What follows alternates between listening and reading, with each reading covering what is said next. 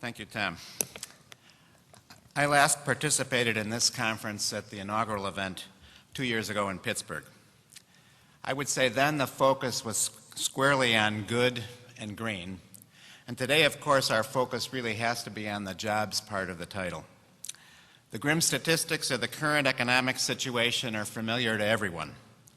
The high unemployment rate, the disturbing surge in long-term unemployment, and our very uncertain prospects for recovery.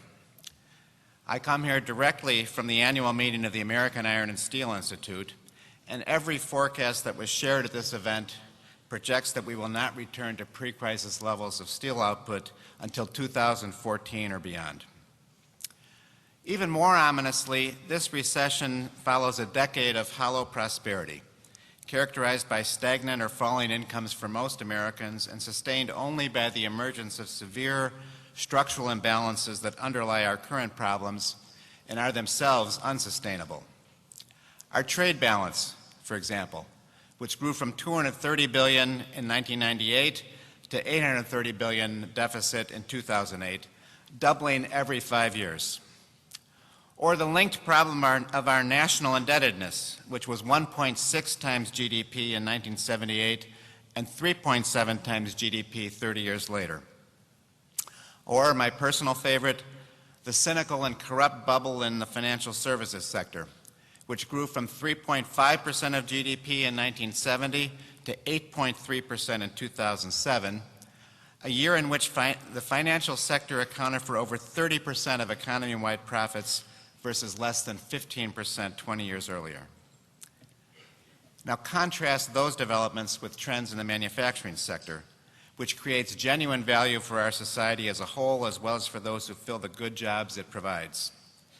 Over the past decade, manufacturing employment has dropped by almost a third, from 16 million to 11 million. Its share of national output has fallen similarly from just over 20% in 1980 to just over 10% today. Now, to some extent, those statistics reflect our manufacturing sector's success in increasing productivity through the kind of genuine innovations, not the recent financial kind, that for decades have driven the increased prosperity and higher living standards that define the American dream. However, the statistics reflect something more ominous than the productive dynamic of productivity growth. Make no mistake, American manufacturing, making things here, is in trouble, and no one should be sanguine about the threat this represents to our society. It may have been fashionable until the global financial crisis to tout the emergence of a post-industrial economy or a services economy. But this experience should make clear to all of us that a services economy without a strong manufacturing sector is unsustainable, economically, politically, and socially. Manufacturing should be viewed as the vital core of a productive ecosystem, drawing on and supporting a widespread network of suppliers and service providers. When viewed in this light, the manufacturing ecosystem approaches 40% of GDP.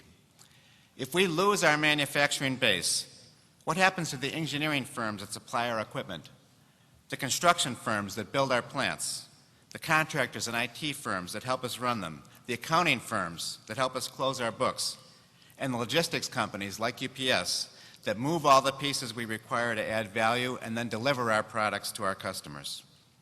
For millions and millions of Americans, the good jobs promoted by this conference are based on manufacturing.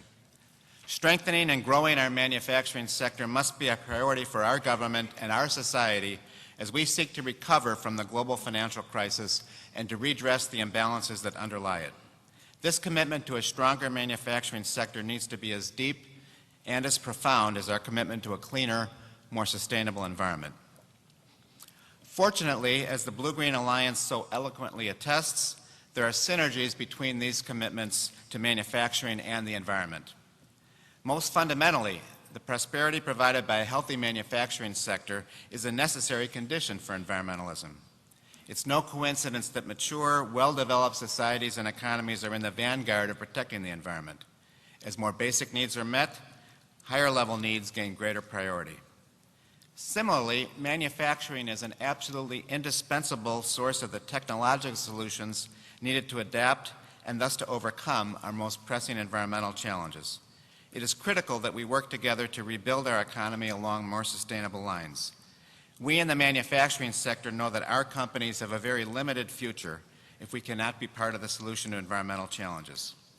I trust it is equally evident that a program promoting environmental stewardship at the expense of economic well-being also faces daunting odds. Maintaining this balance is especially critical in regard to the challenge of global warming. ArcelorMittal is working to meet this challenge in all the countries we operate. For example, leading the ULCOS, or ultra-low carbon oxide steel making research effort in Europe, pioneering CDM investments in Brazil, and working closely with legislators in the United States.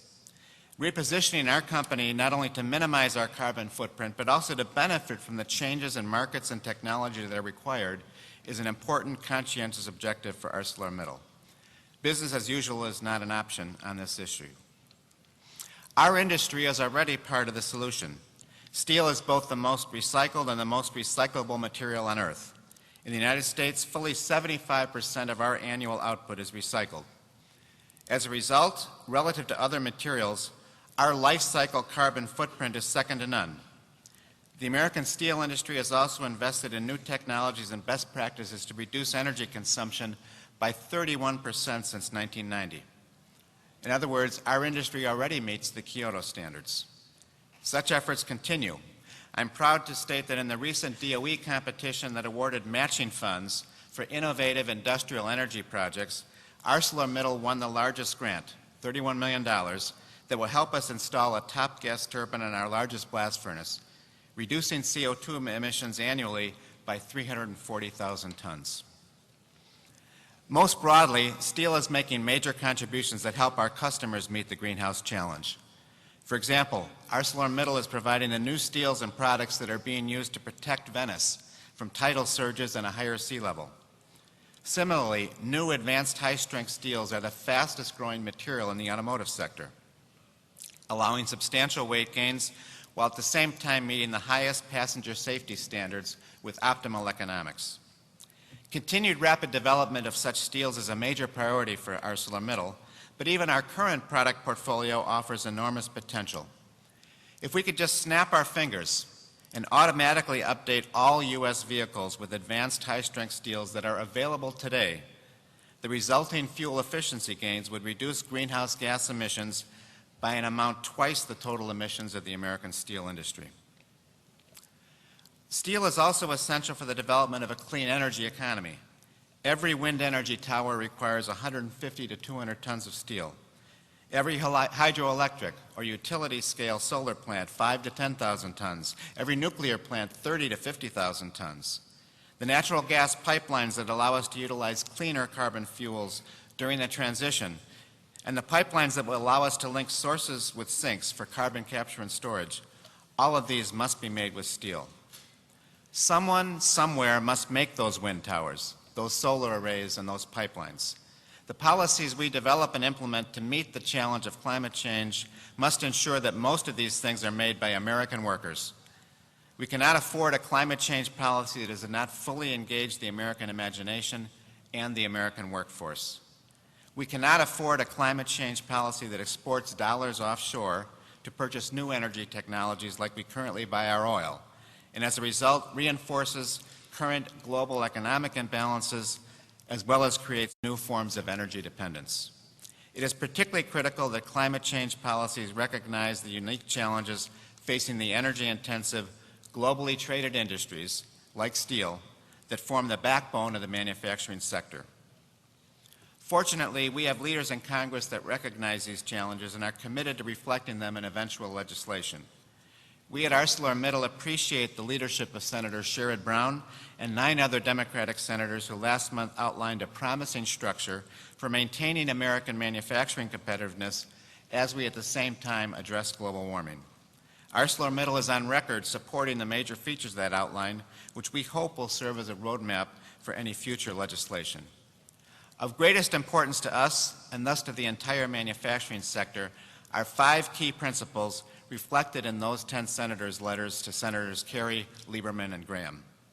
First, full funding for allowance rebates to energy-intensive, trade-exposed industries, so that we can protect against job losses and ensure that tomorrow's technologies are built here.